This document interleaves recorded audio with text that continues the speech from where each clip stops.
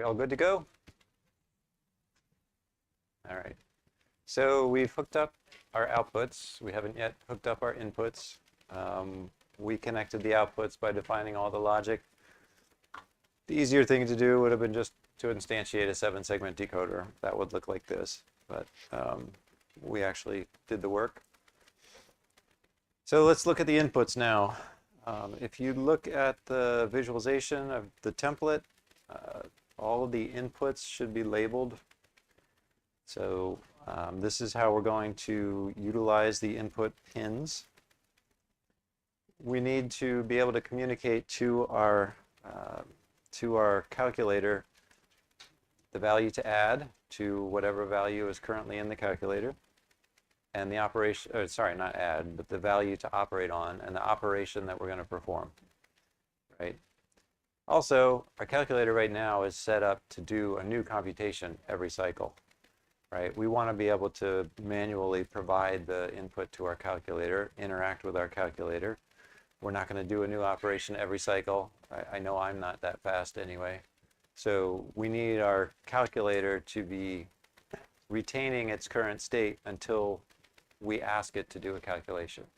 So we'll set up the value, we'll set up the operation, and then we'll use this 8th pin here as do the calculation.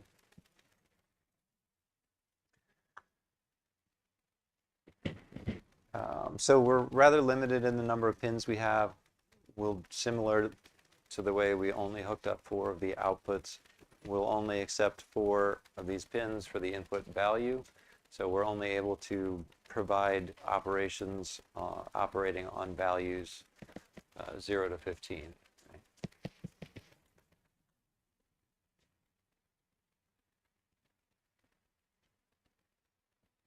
Okay, so in the template, you'll see toward the bottom somewhere. Here is the code that's assigning the names to the pins. We don't need to change it. It's just informational. Just so you're aware.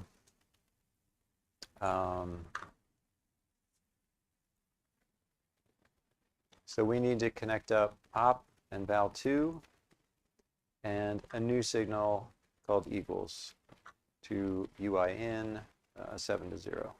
So this first lab is just to hook these up. So hooking up UIN 7 down to 0 to names that are more meaningful. Okay, we're not yet, so op and val2 exist in our design. Those will be properly hooked up. Equals in does not exist yet. We'll leave that dangling for this lab, and then we'll connect it up in the next lab. Let's see. So do the assignment in stage 0 of the pipeline within the stage, and replace the old assignments for op and val2, and again, equals in is new. And then you can ensure that what you see visually on these switches correctly corresponds to the values that and the operations that your calculator is performing.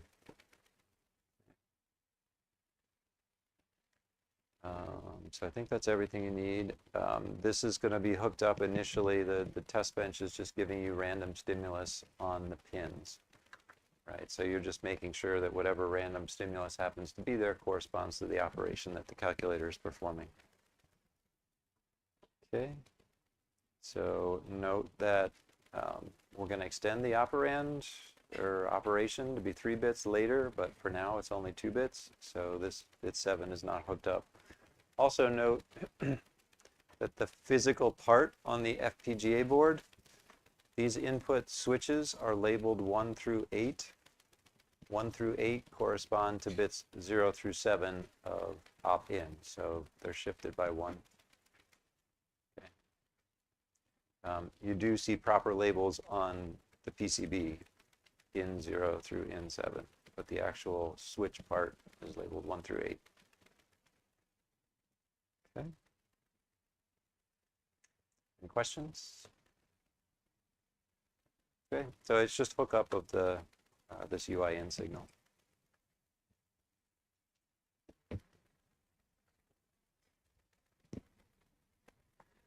For those following along on the live stream, you know, I'm not going to have my mic on when I'm milling around the room, just when I'm presenting to the entire class.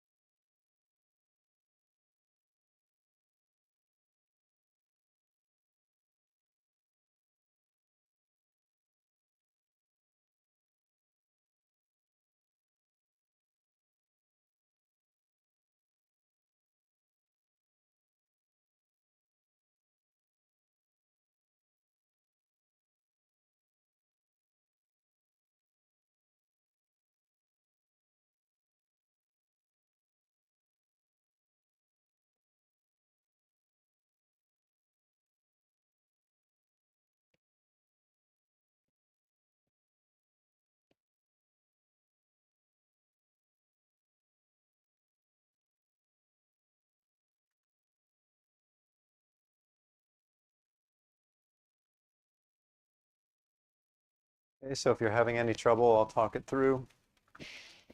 So we're just hooking up the inputs to our logic. We have currently op is just hard-coded to zeros. Currently my code is set up for the hard-coded increment by 1. So we want to hook up the operation from bits 4 and 5 of the UI in signal. So UI in 5 down to 4. And val2, which is hard-coded to 1 at the moment, we want to hook up to these 4 signals, these 4 bits. The val2, of course, is 8 bits. We only have 4 bits to hook up. So the upper 4 bits, we want to just hard-code to 0. So we'll have to do a concatenation of 4 0 bits with UI in 3 down to 0. Okay. And then we want to add a new signal. We'll do that up here. Equals in. That's going to be hooked up to UI in bit 7. Okay, and for now, we're just leaving equals in dangle. We'll get to that next. And if I compile that,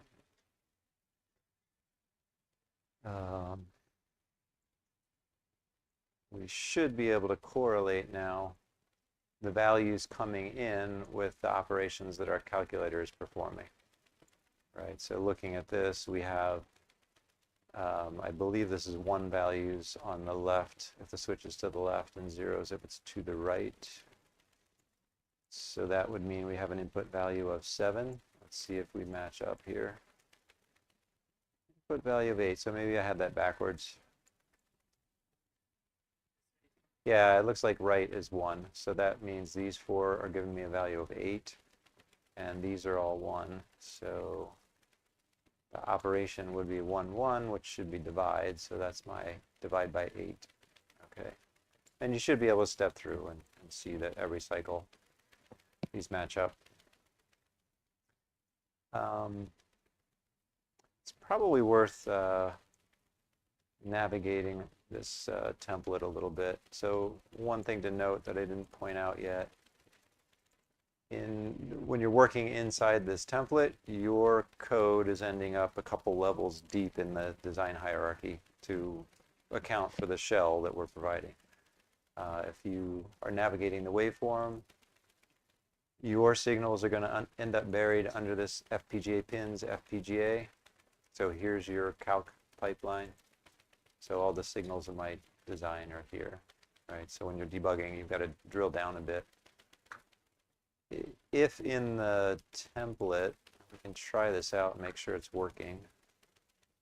You go up here and change in FPGA to 0.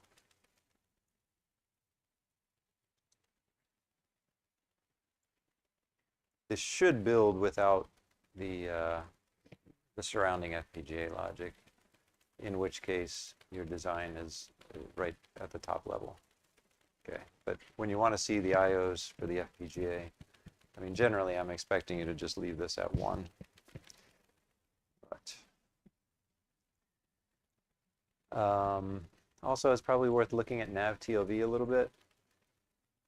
So in this template, we're providing a lot of content for you from libraries, right? So I'm not going to explain what all that library content does. It includes a lot of code that's defining the visualization in addition to the hardware logic. But just to point out that the nav TLV representation of the code, this is the code as Sandpiper sees and interprets the code. So this is after macro expansion, macro preprocessing. So we're seeing a lot of stuff in this nav TLV that's coming from the libraries, right? So all of this, for example, these source tags are telling us that these are coming from a macro instantiation. So these macro instantiations are giving us some signals that define the components of the virtual FPGA, right? So these input switches, for example.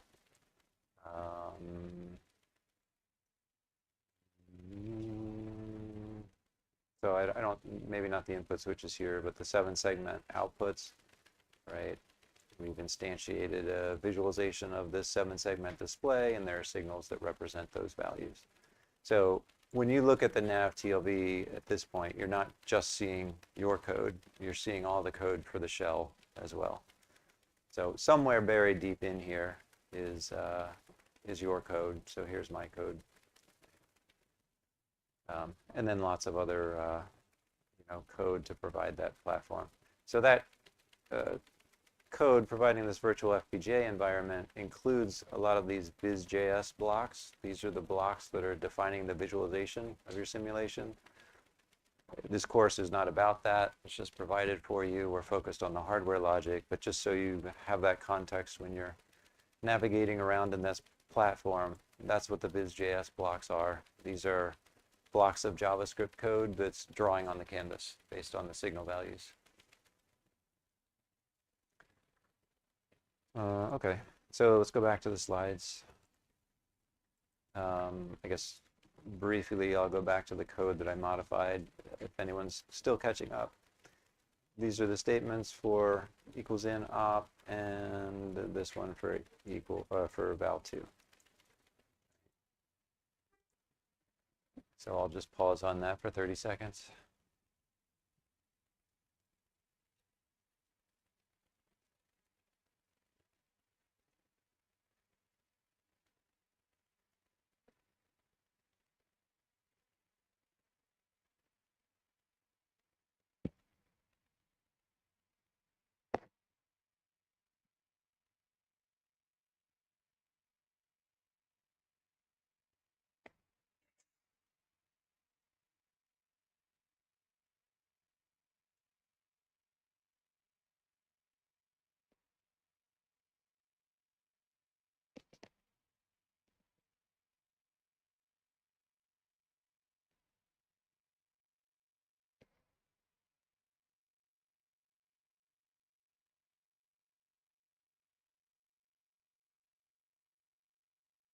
Yeah.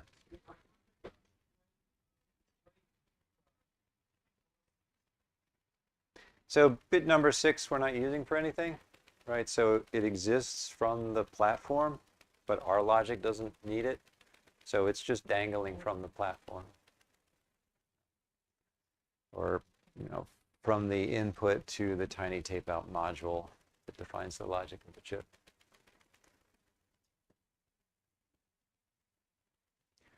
While Sandpiper will complain about dangling pipe signals, Verilog does not. So it's just dangling, and that's fine. Yeah.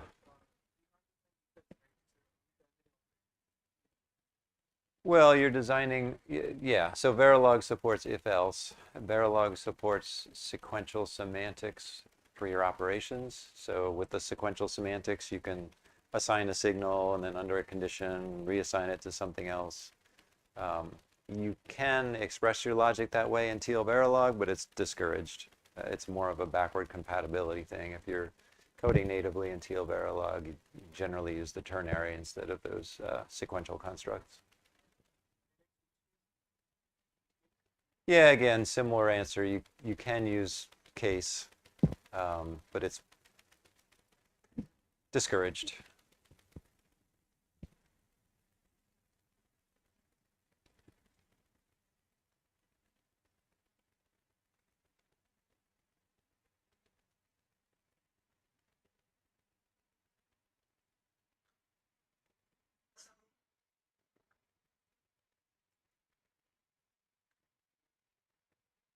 All right.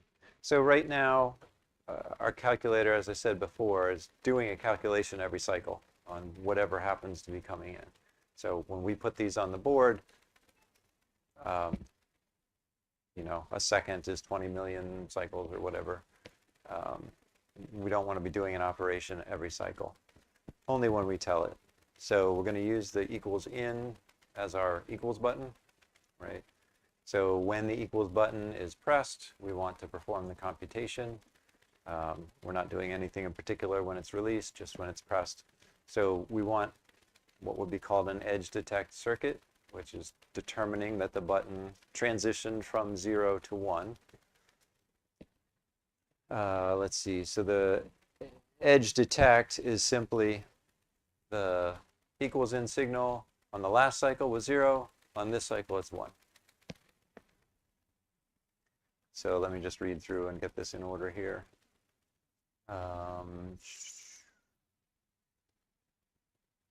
So we're going to assign a new signal, valid. When valid is asserted, our calculator is performing a computation. When it's not asserted, we want the calculator to do nothing, meaning we want it to hold on to the value of out, which we're going to implement hold on as a recirculation. So in cycles that are not valid, we want the new value of output to come from the previous value of output. So we add this recirculation path selected by not valid, right? If we're not valid, we want to select the previous value of out to go through this mux.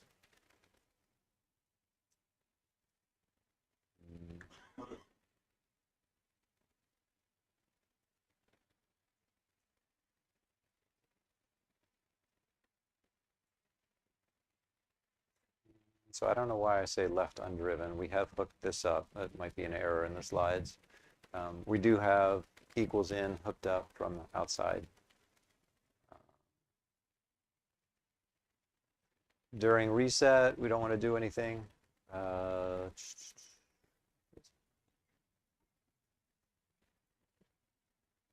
So we also want our edge detect circuit.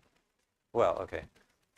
So reset is factored into the mux as well. We want that to have highest priority so that output is reset to 0. The equals in input can be second priority, right? If we're not valid and we're not in reset, then recirculate the value. Okay, so I've touched everything there. Any questions about what we're trying to do? All right, I'll walk around.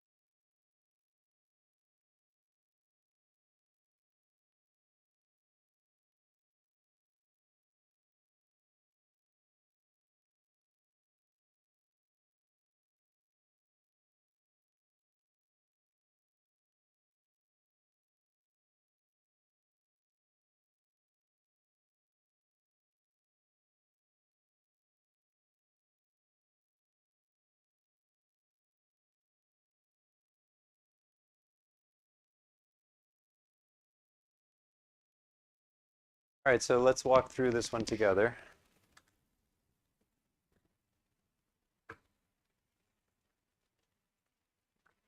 So we want an expression for valid, which is Boolean, so there's no bit range. So we're valid, oh, actually, whoever I was just talking with, well, I guess you'll see this as I walk through, but reset should take priority over valid. I think you have it the other way. Okay, so we want valid to pulse on the rising edge, right? Is there a blackboard marker?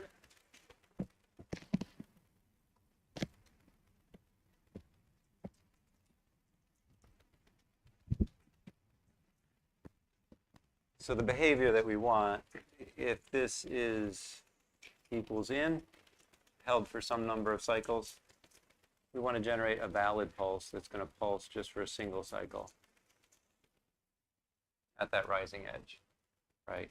So this guy should be 1 if this guy was 0 and is now 1.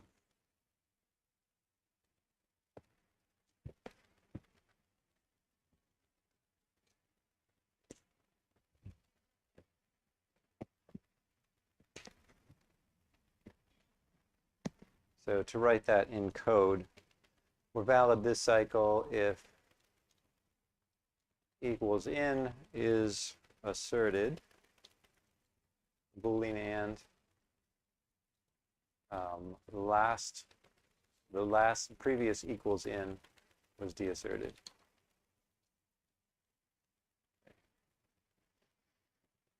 So that gives us our edge detect producing valid. And then the second step is to recirculate output if we're not valid. So as I was just saying, the reset case should always be the highest priority. We always want reset to get us to a known state. Second priority can be this not valid case to recirculate. So if we're not valid, then we want to use the previous value of out, right? So this previous reference, or ahead by 1 reference, gives us the reference, gives us the reference to out in stage 2, recirculating into the expression in stage 1. Right, so this expression for the mux select, or the mux input, is coming from the cycle ahead of us by 1. Right, so that's why we have the ahead by 1 reference, just like we had for the counter. Just, all of these structures. Any time that you have a state that is going to be retained, you're assigning the next version, next value of the state to the previous value of the state. I think that's everything. Did I miss something?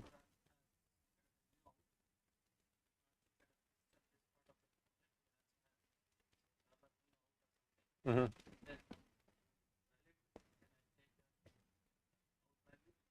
Yes. Yeah, you can certainly code this this portion of the multiplexing or the select as a separate mux. You want to make sure, though, that reset has the highest priority. So reset, you would also factor into that second mux to make sure that that it takes priority over the valid case. Okay, so I'll try compiling that. It's probably worth also just kind of stepping through how you debug your logic, make sure it's behaving correctly. So with the visualization, I should see that when equals asserts, which would be to the right, that I do a calculation. So let's see. So just stepping through, nothing's changing. I'm at the end. So here we have an assertion.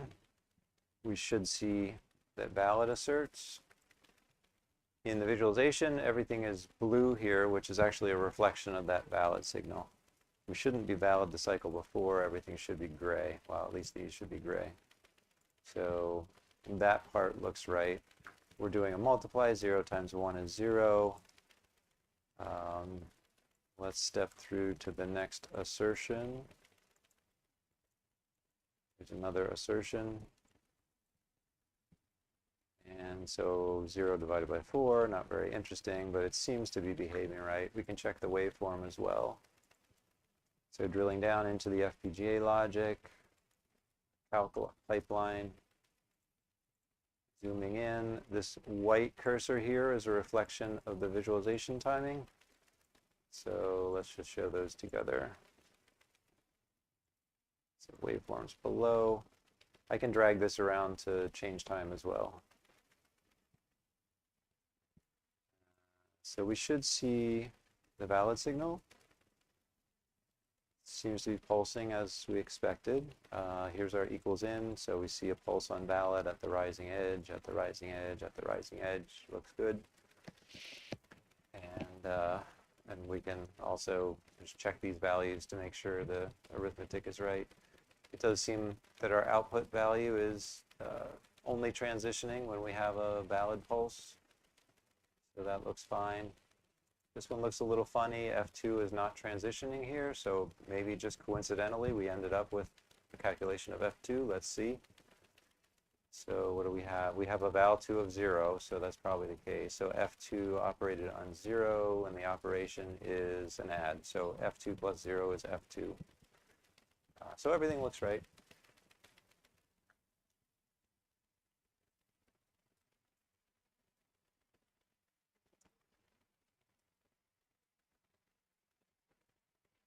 So we have the circuit that we want. All the inputs and the outputs are hooked up. We should be able to interact with the button and do operations. So we're all ready to configure the board. One thing I will suggest doing first, should I or not? Yeah, I'll suggest this. So if we build the circuits the way they are, what you're going to notice is you're going to flick the equals switch and you might not get the value that you expect to get. Why is that? Right now we have this equals in input directly hooked up to the input pin to our logic. That input pin, that UI in, is directly the output of this switch. It's not a synchronized signal, and it's not a clean signal. So what we're actually going to see on that signal is not this nice clean edge at the clock, but instead we might see something kind of ugly that eventually stabilizes to a high value. This unclean signal might get interpreted, as multiple transitions of the signal. That's going to result in multiple valid pulses. It's going to end up doing the calculation multiple times. So you might set your calculator up to +1, you flick the switch, and it adds 4. That's because the value of this input bounced. Okay, so we need to debounce that signal to clean it up. The debouncing logic is provided for you. There's this setting on line 24 for debounce inputs. If you change that to 1, the template is going to compile that debounce logic for you. So go ahead and change that to 1 so we get a nice clean input signal. What that debouncing logic is actually doing is it's creating a new signal from this that transitions only if you've seen some window of time over which that signal was stable. So if we see, I don't know what it's set up for, maybe 256 consistent values on that input transitioning from 0 to a 1, then it will transition. So there might be a 256 cycle delay on the transitioning of the input.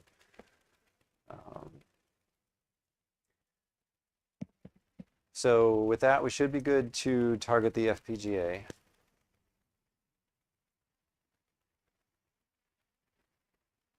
So again, you can go to the repository for the course and open up the instructions if you don't have them open already, and just repeat the steps that we've done before. So updating the GitHub repository. Oh, sorry, we haven't done this before for MakerChip, my bad.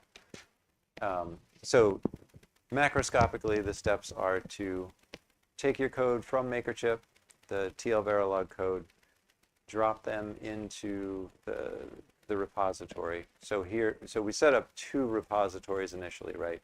The first repository was for Walkway designs. The second repository was for FPGA designs. It's also set up for the ASIC design flow. So I forget the name of the second repository, but it's in the instructions. Let's see. There we go. But it's the second repository that we want to work with now. Hopefully you're all set up with it. That's not right. Oh. I think I'm...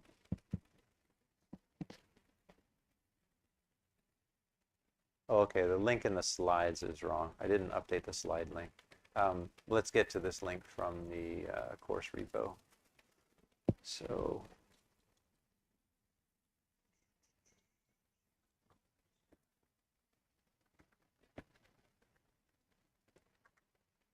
instructions for the FPGA. So the second repo here, GIAN. That's what you want to use.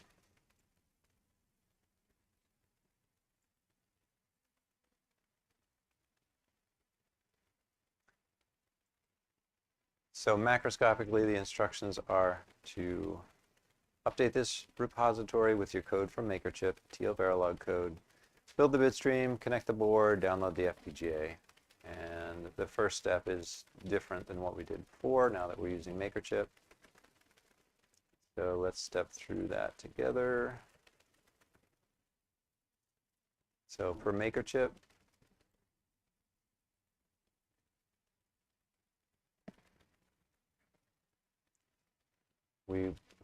basically this is just cut and paste and drop into the repo. So you can go to your editor, Control A to select all, Control C to copy, and then to the GitHub repository.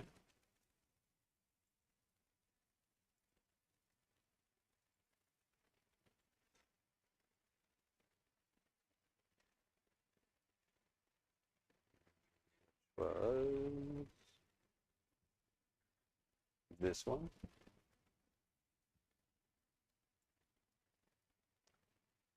Open the source folder,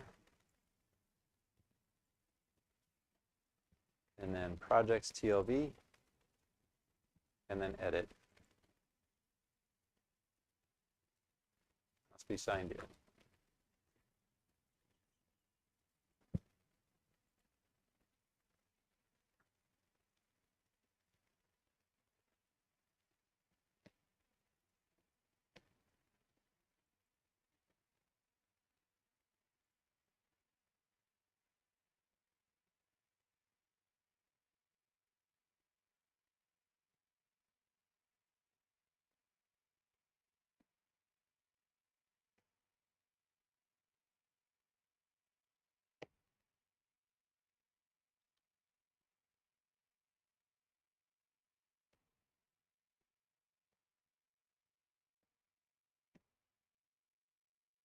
So projects.tlv, edit, then Control A to select everything, Control V to paste what I copied from MakerChip, and I believe commit those changes.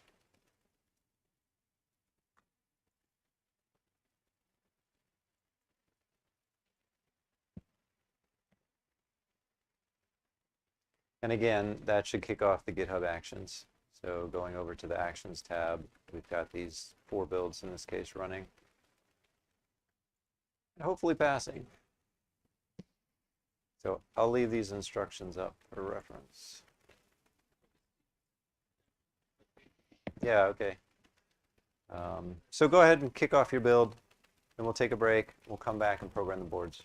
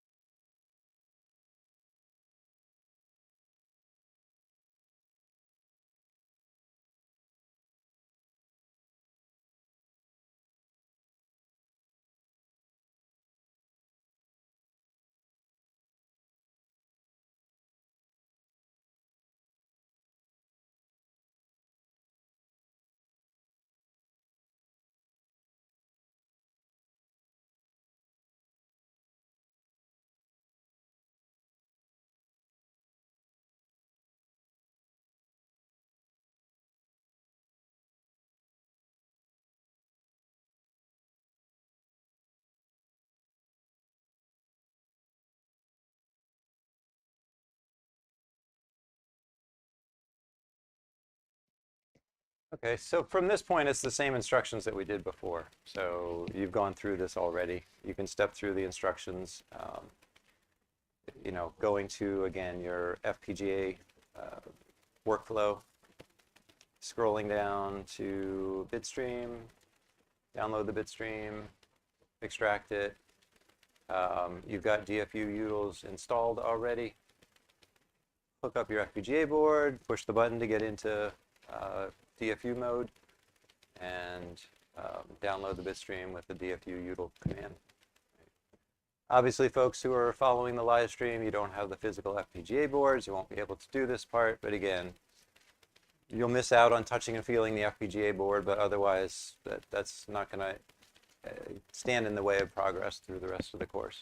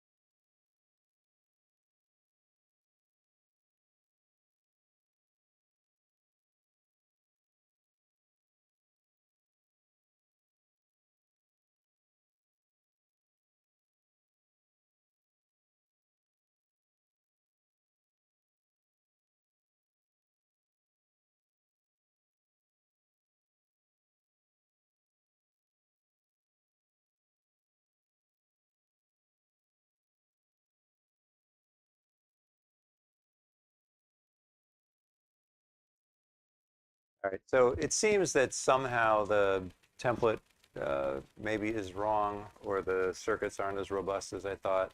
Even with debounce set to 1, we seem to be seeing debounce issues. I haven't seen that in previous classes, so I think the most likely scenario is somehow I messed up the template and it's not building a sufficient debounce window. So we'll do some more experiments and debug. But if that seems to be the problem that you're having, you can actually sometimes tell the difference if you're very kind of controlled about the switching. You might see more reliable behavior than if you're just loosely pushing it. But I think that's the issue many people are seeing, is not a functional bug, but it's the issue with debouncing. So who has got their FPGA programmed and the only issue you're seeing is maybe debouncing? Okay, so a couple of you still working. Maybe a little bit longer to try to debug the remaining issues.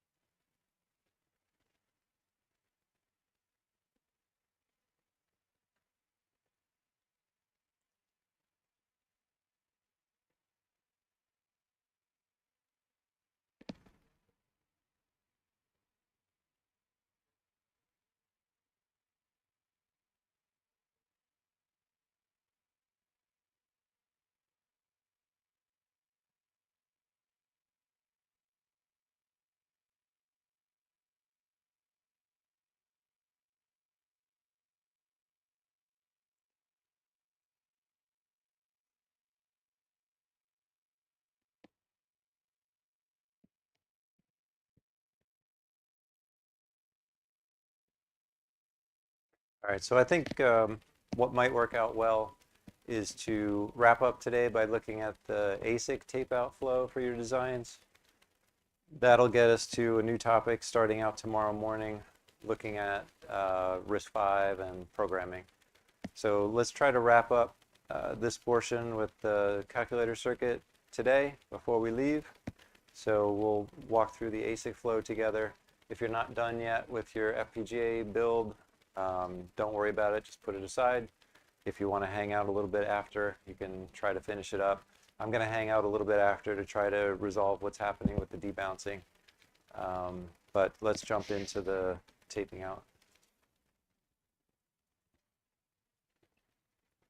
So you probably saw that your build, in addition to the FPGA, did 3 other builds. One of those targets is the GDS build. That's the build for the ASIC flow, right? So that's running the tiny tape out. Sorry. That's running the tiny tape out flow. I should have kicked this off myself. What did I kick off? So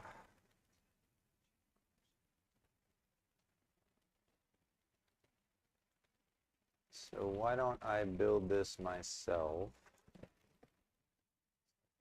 GIAN. What's the repository name? TT-GIAN? Is it that? And then I cloned that as demo, I think.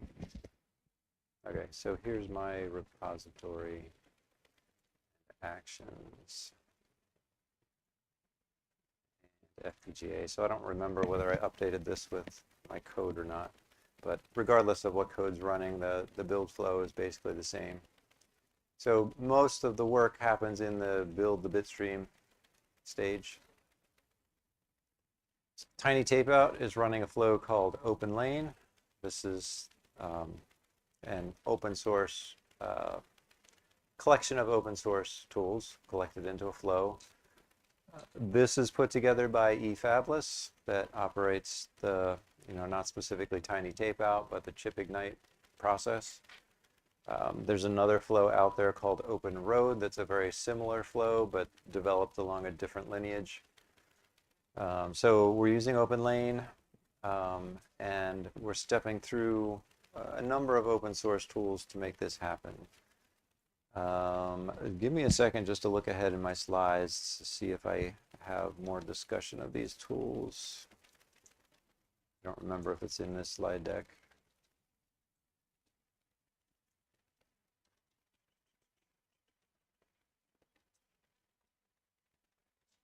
Okay, it looks like I don't have this in this slide deck.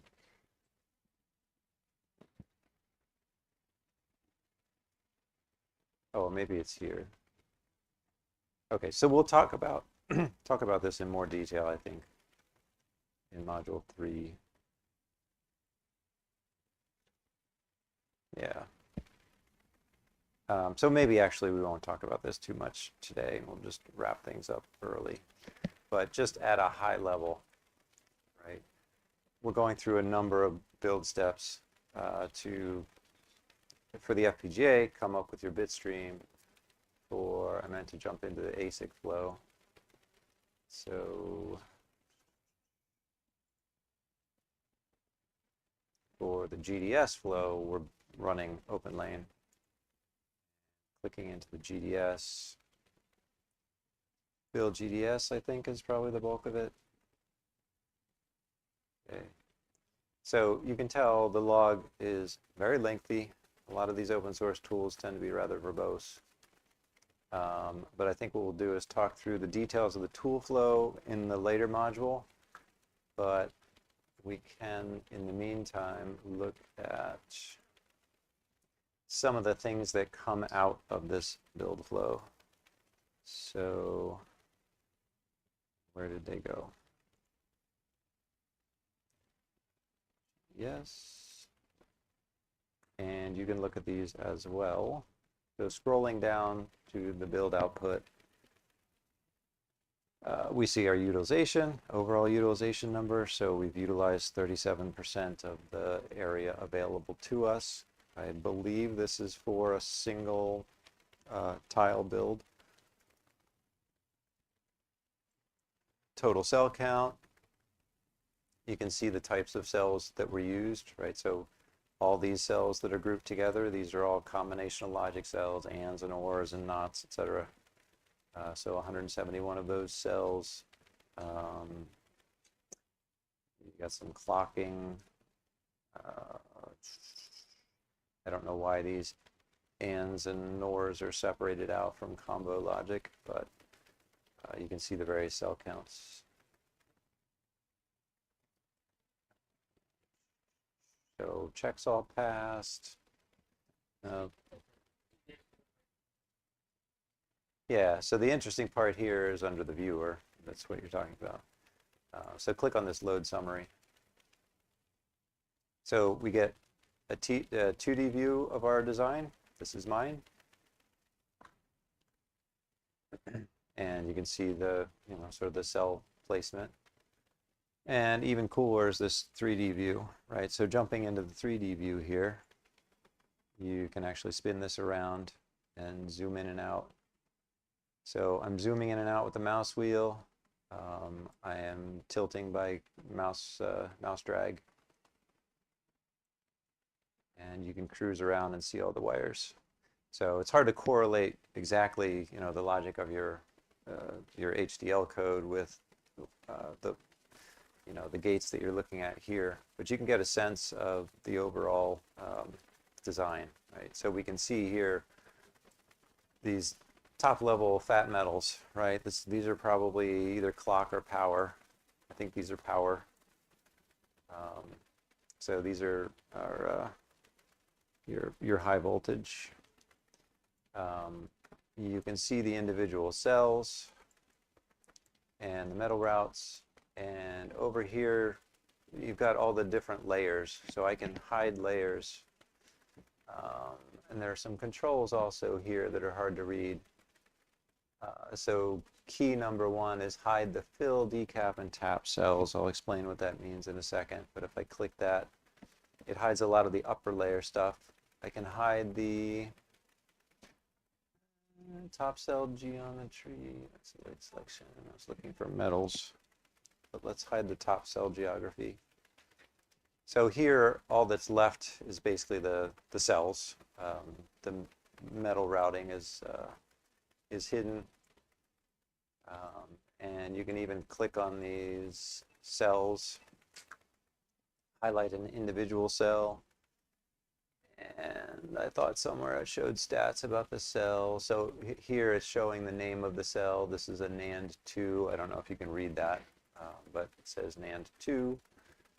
So that's the particular cell that we're looking at. Of course, we can zoom in on it and see how the NAND 2 functionality is implemented. If you right-click, you can drag the whole view. Left-click is spin. So kind of zoom in on this cell and get an idea of what's happening.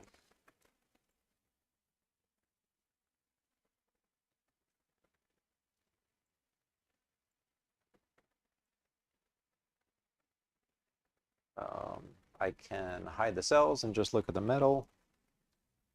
So, oops, somehow I got the isolated view. So we're looking at everything again. Okay. So if I go in here and I just want to see, some of the upper metals here, I can turn off the lower layers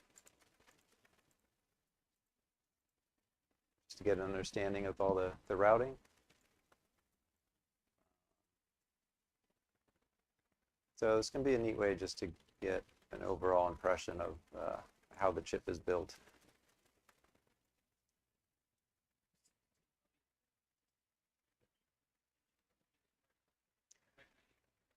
Sure. If I can figure out the controls to do that. Cells instances. So I should be able to disable all cells. Turn on the lower layers. Turn off the metals. Hide top cell geometry with 2. Somehow I have nothing left. Let's try it.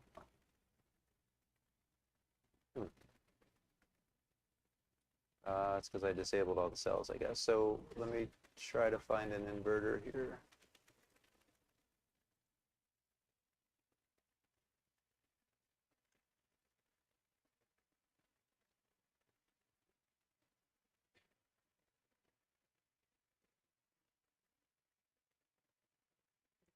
I didn't see it. Oh, here's one. Here's an inverter. So now let's hide those, and we can zoom in on an inverter. Yikes.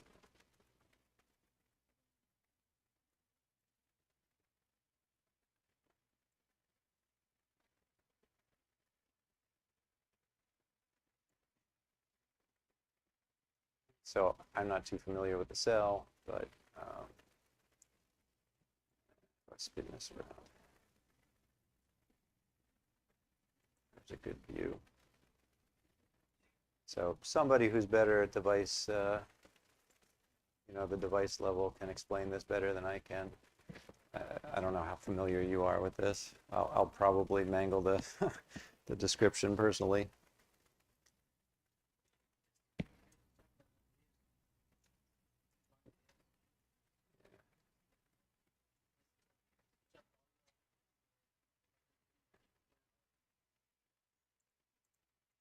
I think these are already off with the other setting.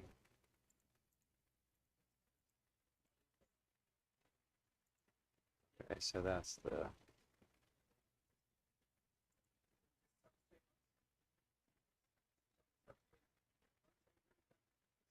switch. Well, not sure what the diff is.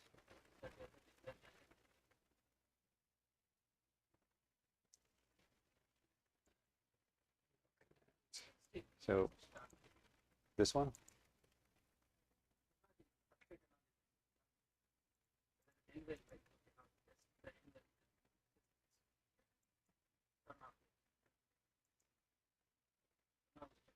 We have a PMOS and NMOS. So the PMOS is needed. But then we switch on. Get it on there.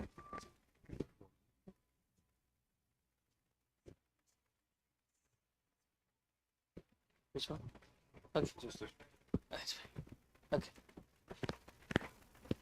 So we need a, let's say, a PMOS transistor, right? So for the PMOS we need an N well, right? So now you can think of that the upper transistor is a PMOS transistor, right? For the PMOS we need a N well.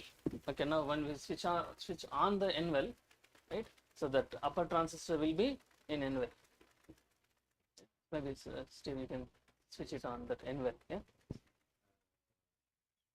I switch it on. Yeah, that layer, yeah, yeah, good. Yeah. Now you see, right? So that means the PMOS will be in the N well. Okay, now, so for a PMOS, so in the N well, right? So what are the let's say, regions we require? So the N place source and a P place source, right? So what is the kind of elements we need for the PMOS? It's N well, right? Okay, so for instance, let's assume that the default substrate is a P substrate. Okay, now you can think of this is your NMOS transistor, right? For the source, what we need? Right, N, let's say N plus layers, right? So now what? Yeah. So now what you see that this is a kind of a diffusion, right? So now the diffusion layer is something like this. You can think of that when you yeah, that's a good actually. So now you can think of, okay. So let's assume of course there is like two polys, but again we can think of, let's say this is really combined. So now if this is a poly layer, so this is your N plus source and this could be N plus drain, right? Okay, now so this is again you have, let's say again for the PMOS also we need the source as well as drain. So for the NMOS we will make the source and drain in of course the substrate. For the P we will make the source and drain in the N well. Okay, now this is a poly which is separate. Now why we have these two V's? Because it's like a fingers, right? So right, so why we need fingers? It's like, you know, it's a channel, right? Right. So if you have a more width, what will happen? The more current can be drawn, right? Okay. Now maybe we can switch it on the other layers, and then now you see, right? Okay, now so these are the ones if you see, right? You know, kind of ash color ones. These are the contacts which are getting connected, and now what is this? This IL1, right? It's IL1 something mentioned, right? Or what is this? That's Layer 1 or yeah, that line one. I'm not sure what exactly this is. It says LI1. I don't know what that stands for. Okay, maybe. So maybe. Logic interconnect. Okay, right. So maybe switch. Steve, you can switch on the metal one. No? One. Yeah, metal one. Now, so what is happening is that the metal one and maybe the wire one.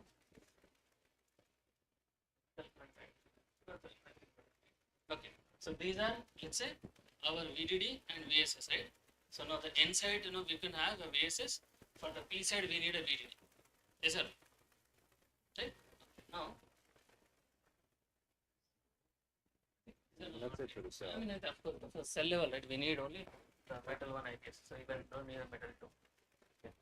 So now that we have to really figure it out. That okay. So looks like that. So by using this LI1 connections, right? So now, Substrate on as well. you know, maybe can you switch off the metal one? I can switch off the metal one.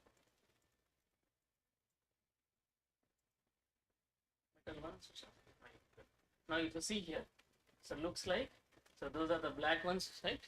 Thus they are getting connected to this side and the other side, right? So basically, right? So for the VDD we need one connection, right? And the VSS also we need connection. So now if you look here, right? So we have a connection here. Okay. So then I can say that. So this could be source part, I guess. Part.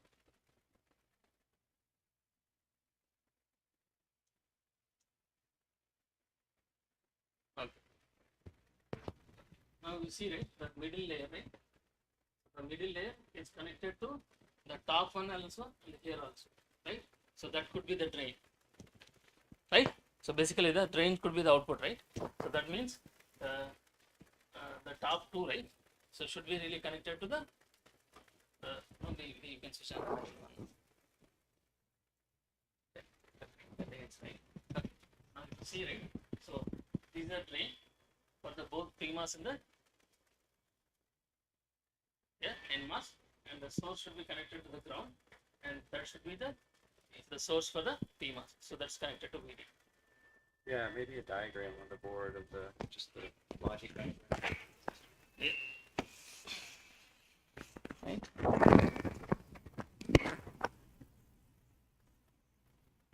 So these are your generally the PMOS. Okay. So what we were trying to explain is that, okay, this is your N well. Okay. So N well, we need to have a PMOS transistor, right? So to make the PMOS transistor, what we have is something called a diffusion layer. Okay. And of course, so for N we also need a diffusion. Okay. Now the diffusion could be P or diffusion could be N, right? So now if it's sitting inside the N well, so we will say it's a P diffusion, and if it's sitting inside the substrate, so since a P is a what to say, by default the P type substrate, so this will be N diffusion.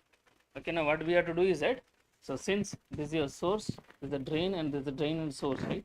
Okay. So we need to have a single poly which separates, let's say, these regions, and now we need to have a metal contact, and so this is your, let's say, you can think of this is your VDD, okay, and this is your VSS, okay. So now if you say this is a source, we need a metal contact, those are the these ones, okay. So we should really connect them, and now this is your source, so we also need to connect the VDD.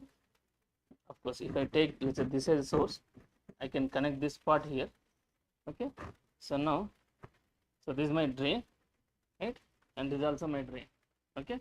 So these should be connected, okay. So this is my output, okay, and poly should be input, right.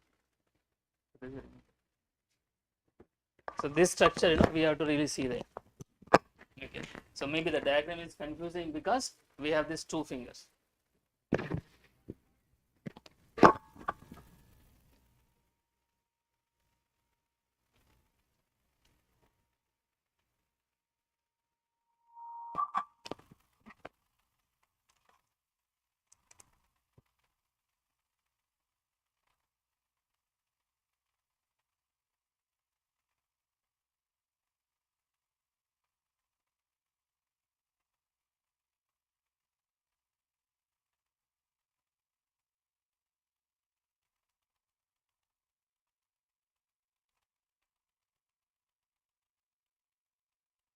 That's all I want to show at this point. We'll wrap up today. So just a quick review of what we covered today.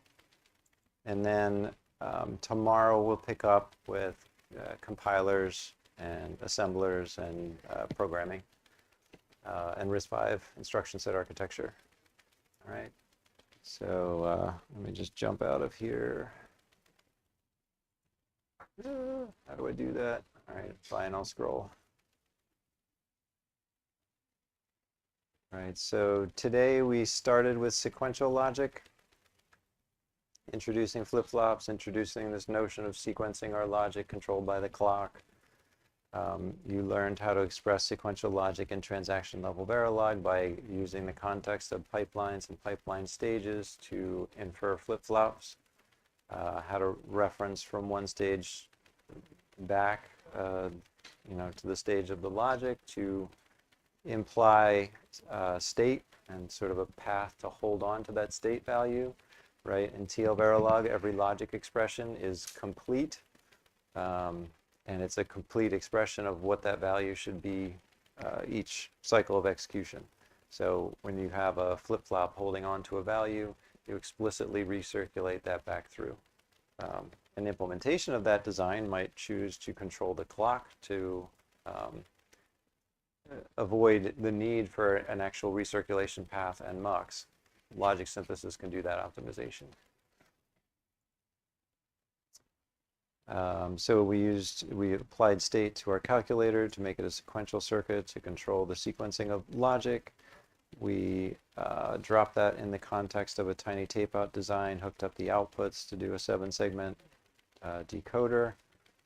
We hooked up the inputs to control our calculator. We did the edge detect to trigger our calculation based on the switching of the button. We talked about debouncing, which apparently is still an issue, and I'll look into it and see what we can figure out. We programmed the FPGA with our designs. Right. So tomorrow we will pick up with compilation. Sort of the sequencing that's sketched out in the program. We're a little bit behind schedule, which is perfectly fine. One of the benefits of having everybody do all the modules is that we don't have to stay on a particular timetable. So tomorrow, compilation, assembly, we're going to play around with some web tools that allow us to explore that. We'll do some hands-on exercises and talk about the nature of CPUs. And after that, we get into actually developing our CPU core. All right. Any last questions before we wrap up today?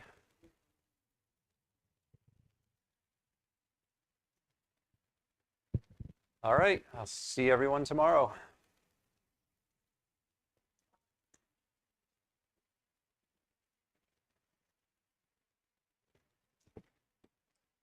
Again, if you want to hang out and keep working on your projects, that's completely up to you. If you don't, nothing that we're doing is dependent on the calculator from here on out, so no worries.